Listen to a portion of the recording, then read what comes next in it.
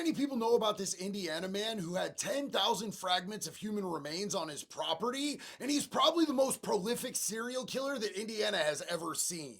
This dude's appearance and name are also some of the most unassuming I've ever seen for a serial killer. This dude's name is Herb Baumeister. Make no mistake, folks, Herb, he was a monster, and he would use gay bars as his hunting grounds to find his victims while his wife and kids were out at a lake house. All of his problems started when his young son found a skull on their property at their $1 million farm, but Herb was able to talk his way out of that one. You see, Herb's father was an anthropologist, so Herb just told him that must have been my dad's. He must have got it from the medical school. But 2 years later, the cops came back and they unearthed thousands of bone fragments from their property. And when they went to go question Herb, he wasn't there. He took off to Canada where he gave himself the forever yeet. So since Herb was dead, they just closed the case, but they reopened it back in 2022 in hopes of identifying some of these victims, and a lot of them are turning up from DNA samples to being men that went missing after going out to gay bars. Not only do they believe that he killed all those people that they found out at his place,